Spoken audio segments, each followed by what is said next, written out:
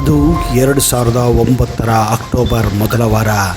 ದಕ್ಷಿಣ ಭಾರತದಲ್ಲಿ, ಅದರಲ್ಲೂ ಹೆಚ್ಚಾಗಿ ಕರ್ನಾಟಕ, ಮಹಾರಾಷ್ಟ್ರ ಹಾಗೂ ಆಂಧ್ರ ಪ್ರದೇಶಗಳಲ್ಲಿ ಕುಂಭದ್ರೋಣ ಮಳೆಯ ಪ್ರಭಾವದಿಂದ ಎಲ್ಲೆಡೆ ಮಳೆ ಪ್ರವಾಹ ಸ್ಥಿತಿ ಉಂಟಾಗಿತ್ತು. ಇದರ ಪರಿಣಾಮ ಗುರು ರಾಘವೇಂದ್ರರ ಬೃಂದಾವನಕ್ಕೂ ಅಪಾಯ ಬಂದಿತ್ತು. ಕಾರಣ, ಪ್ರಸಿದ್ಧ ಯಾತ್ರಾ ಸ್ಥಳ ಮಂತ್ರಾಲಯವನ್ನು ತುಂಗಭದ್ರಾ ನದಿ ಸುತ್ತುವರೆದು ದ್ವೀಪದಂತಾಗಿತ್ತು. 4 ವೃಂದಾವನಗಳು ಬಹುತೇಕ ನೀರಿನಲ್ಲಿ ಮುಳುಗಡೆಯಾಗಿ, ರಾಯರ ಬೃಂದಾವನವು ಭಾಗಶಃ ಮುಳುಗಡೆಯಾಗಿತ್ತು. ರಂಗಭವನ, ತುಳಸಿ ವೃಂದಾವನ ಜಲಾವೃತವಾಗಿ ಅನ್ನಪೂರ್ಣ ಭೋಜನ ಶಾಲೆಯವರೆಗೆ ನದಿಯ ನೀರು ತಲುಪಿತ್ತು. ಪ್ರವಾಹ ಪೀಡಿತ ಮಂತ್ರಾಲಯ ಸ್ಮಶಾನ ಸದೃಶವಾಗಿ ಕಾಣುತ್ತಿತ್ತು. ಸುತ್ತಲಿನ 4 ಕಿಲೋಮೀಟರ್ ಪರಿಮಿತಿಯಲ್ಲಿ ಮೊಳಕಾಲವರೆಗೆ ಮಣ್ಣು ತುಂಬಿತ್ತು. ಕಣ್ಣು ಹಾಯಿಸಿದಲೆಲ್ಲ ಸತ್ತ ಪ್ರಾಣಿಗಳು, ಸರೀಸೃಪಗಳು ಹೆಚ್ಚೇಕೆ ಒಂದು ಮೊಂಬತ್ತಿ ಸಿಗದಂತಹ ಪರಿಸ್ಥಿತಿ ಉಂಟಾಗಿತ್ತು. ಬನ್ನಿ ಸ್ನೇಹಿತರೆ, ಇವತ್ತಿನ ಈ ವಿಡಿಯೋದಲ್ಲಿ ನಿಮಗೆ 2009ರಲ್ಲಿ ನಡೆದ ಆ ಪ್ರವಾಹ ಹೇಗಿತ್ತು, ಆ ಕರಾಳ ದಿನಗಳು ಹೇಗಿದ್ದವು, ಅಲ್ಲಿಂದ ಮಂತ್ರಾಲಯ ಪುನರ್ನಿರ್ಮಾಣ ಹೇಗಾಯಿತು, ಈ ಸ್ಥಿತಿ ಮಂತ್ರಾಲಯಕ್ಕೆ ಬರಲು ನಿಜವಾದ ಕಾರಣವೇನು, ಈಗ ರಾಯರ ಮಂತ್ರಾಲಯ ಹೇಗಿದೆ ಎನ್ನುವ ಸಂಪೂರ್ಣವಾದ ಮಾಹಿತಿಯನ್ನು ನಿಮಗೆ ಕೊಡ್ತಾ ಇದ್ದೀನಿ. ಅದಕ್ಕಿಂತ ಮೊದಲು ನೀವು ನಮ್ಮ ಚಾನಲ್ಗೆ ಹೊಸಬರಾಗಿದ್ದರೆ ದಯವಿಟ್ಟು ಈಗಲೇ ಸಬ್ಸ್ಕ್ರೈಬ್ ಮಾಡಿ, ಜೊತೆಗೆ ಬೆಲ್ ಐಕನ್ ಕೂಡ ಪ್ರೆಸ್ ಮಾಡಿ.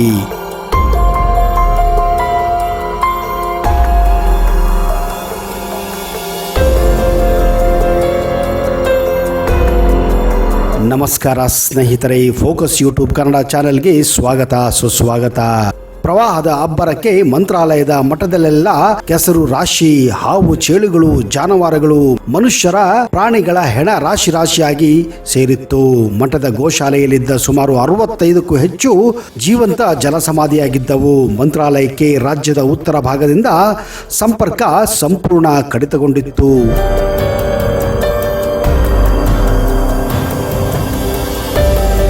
ರಾಯರ ಬೃಂದಾವನದಲ್ಲೂ 1 ಅಡಿ ಮಟ್ಟಕ್ಕೆ ನೀರು ಸುತ್ತುವರೆದಿತ್ತು. ರಾಯಚೂರು ಮಂತ್ರಾಲಯ ಅಂತಾರಾಜ್ಯ ಹೆದ್ದಾರಿ ಸಂಪೂರ್ಣವಾಗಿ ಜಲಾವೃತವಾಗಿ ಸಂಚಾರ ಸ್ಥಗಿತವಾಗಿತ್ತು. ಅಲ್ಲಿಯವರೆಗೆ ಆಹಾರ ನೀರಿಲ್ಲದ ಜನರು ಪ್ರಾಣ ಭೀತಿಯಲ್ಲಿ ನರಳುತ್ತಿದ್ದರು. ಪರಿಹಾರ ಕಾರ್ಯದಲ್ಲಿ ಸಹಕರಿಸುವಂತೆ ರಾಯರ ಮಠದ ಆಡಳಿತ ಮಂಡಳಿ ಭಕ್ತಾದಿಗಳಲ್ಲಿ ಕೂಡ ವಿನಂತಿಸಿತ್ತು. ಊಹಿಸಲು ಸಾಧ್ಯವಾಗದಂತಹ ರೀತಿಯಲ್ಲಿ ರಾಯರ ಭಕ್ತರು ಮಠದ ನಿವೇದನೆಗೆ ಸ್ಪಂದಿಸಿ ಸ್ವಚ್ಛತಾ ಕಾರ್ಯದಲ್ಲಿ ತೊಡಗಿಕೊಂಡಿದ್ದರು.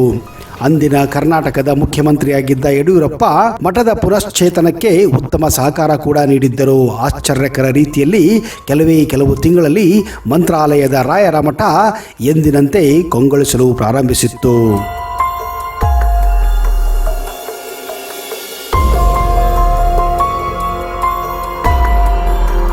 ಆದರೆ ಮಂತ್ರಾಲಯದ ಗ್ರಾಮಸ್ಥರ ಮತ್ತು ಶ್ರೀಮಠಗಳ ಸಿಬ್ಬಂದಿಗಳ ಪ್ರಕಾರ ಮಂತ್ರಾಲಯದ ಶ್ರೀ ರಾಘವೇಂದ್ರ ಸ್ವಾಮಿಗಳ ಬೃಂದಾವನಕ್ಕೆ ಮತ್ತು ಇಡೀ ಊರಿಗೆ ಮುಳುಗುವ ನೀರು ಬಂದಿದ್ದು ಮಂಚಾಲಮ್ಮನ ಶಾಪದಿಂದ.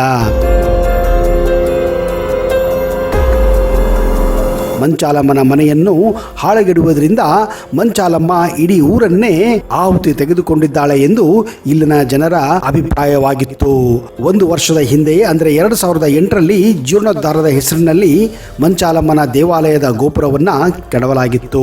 ಅಲ್ಲಿಂದ ದೇವಿಗೆ ಪೂಜೆಯನ್ನು ಕೂಡ ನಿಲ್ಲಿಸಲಾಗಿತ್ತು. ಜೀರ್ಣೋದ್ಧಾರದ ಕೆಲಸವನ್ನು ಬೇಗ ಮುಗಿಸಿ ಪೂಜೆ ಆರಂಭಿಸಿ, ಇಲ್ಲವಾದರೆ ದೇವಿ ಮುನಿಸಿಕೊಳ್ಳುತ್ತಾಳೆ ಎಂದು ಮಠದ ಮುಖ್ಯಸ್ಥರಿಗೆ ಗ್ರಾಮಸ್ಥರು ಹೇಳುತ್ತಾರೆ ಇದ್ದರು. ಆದರೆ ಆ ಸಂದರ್ಭದಲ್ಲಿ ಆ ವಿಷಯವನ್ನು ಗಂಭೀರವಾಗಿ ತೆಗೆದುಕೊಂಡಿರಲಿಲ್ಲ. ಈ ಅನಾಹುತಕ್ಕೆ ಇದೇ ಕಾರಣ ಎಂದು ಅಲ್ಲಿನ ಗ್ರಾಮಸ್ಥರು ಶ್ರೀಮಠವನ್ನು ದೂರುತ್ತಿದ್ದರು. ಮಂಚಾಲಮ್ಮ ಬೇರೆಯಲ್ಲ, ರಾಯರು ಬೇರೆಯಲ್ಲ. ಆ ತಾಯಿ ನಮ್ಮ ಗುರುಗಳಿಗೆ ಆಶ್ರಯ ನೀಡಿದವಳು. ಅವಳ ಬಗ್ಗೆ ಖಂಡಿತ ಅಸಡ್ಡೆ ಇಲ್ಲ ಎಂದು ಶ್ರೀಮಠದ ಸ್ವಾಮಿಗಳು ಕೂಡ ಹೇಳಿದ್ದರು. ಇಷ್ಟು ವರ್ಷ ತುಂಗೆ ಎಷ್ಟೇ ಉಕ್ಕಿ ಹರಿದರೂ ನೀರು ಮಂಚಾಲಮ್ಮನ ಗುಡಿ ಮುಟ್ಟುತ್ತಿತ್ತೇ ವಿನಃ ಬೃಂದಾವನ ಮುಳುಗುವುದನ್ನ ನಾವು ಯಾವತ್ತೂ ಕಂಡಿಲ್ಲ. ನಮ್ಮಿಂದ ತಪ್ಪಾಗಿದೆ. ಇನ್ನು ಮುಂದೆ ಹೀಗಾಗದಂತೆ ನೋಡಿಕೊಳ್ಳುತ್ತೇವೆ. ಕಾಮಗಾರಿ ಆದಷ್ಟು ಬೇಗ ಪೂರ್ಣಗೊಳಿಸುತ್ತೇವೆ. ತಾಯಿ ನಮ್ಮನ್ನು ಕ್ಷಮಿಸಲಿ ಎಂದು ಮಂತ್ರಾಲಯದ ಮಠದ ಪೀಠಾಧಿಪತಿಗಳು ಹೇಳಿದ್ದರು. ರಾಯರ ಬೃಂದಾವನದ ಕೂಗಳತೆ ದೂರದಲ್ಲಿರುವ ಮಂಚಾಲಮ್ಮ ಮಂತ್ರಾಲಯದ ಗ್ರಾಮದೇವತೆ. ರಾಯರು ಕೂಡ ಮಂಚಾಲಮ್ಮನ ಅನುಮತಿ ಮತ್ತು ಆಶೀರ್ವಾದ ಪಡೆದೇ ತುಂಗಭದ್ರಾ ತೀರದಲ್ಲಿ ನೆಲೆಗೊಂಡಿದ್ದು ಎಂದು ಉಲ್ಲೇಖ ಕೂಡ ಇದೆ. ರಾಯರ ಬೃಂದಾವನ ಎಷ್ಟೇ ಖ್ಯಾತಿಯಾಗಿದ್ದರೂ ಅಲ್ಲಿನ ಅಂದಾಜು ಸುಮಾರು 3,000 ಮಂದಿ ಆದ್ಯತೆ ನೀಡುವುದು ಮಂಚಾಲಮ್ಮನಿಗೆ ಮಾತ್ರ.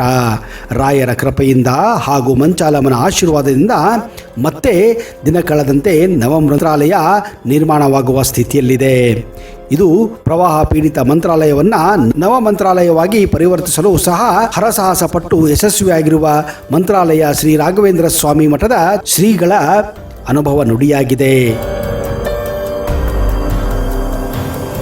2009ರಲ್ಲಿ ಭಾರೀ ಪ್ರವಾಹದಿಂದ ಜರ್ಜರಿತಗೊಂಡಿದ್ದ ಮಂತ್ರಾಲಯವನ್ನ ರಾಯರ ಕೃಪೆ ಹಾಗೂ ಮಂಚಾಲಮ್ಮನ ಆಶೀರ್ವಾದ ಮತ್ತು ದಾನಿಗಳ ನೆರವಿನಿಂದ ನವ ಮಂತ್ರಾಲಯವಾಗಿ ಪರಿವರ್ತಿಸಿದ ಹಿಂದಿನ ಶ್ರಮವನ್ನು ಅವರು ಮುಂದಿನ ದಿನಗಳಲ್ಲಿ ಹಂಚಿಕೊಂಡಿದ್ದರು. ಮಂತ್ರಾಲಯವನ್ನ ಮೊದಲ ಸ್ಥಿತಿಗೆ ತರುವುದಕ್ಕೆ ಕನಿಷ್ಠ 3 ರಿಂದ 5 ವರ್ಷಗಳು ಬೇಕು ಎಂದು ಭಾರತೀಯ ಸೇನಾಪಡೆಯ ಮದ್ರಾಸ್ ಇಂಜಿನಿಯರ್ ಅಭಿಪ್ರಾಯ ಕೂಡ ಪಟ್ಟಿದ್ದರು.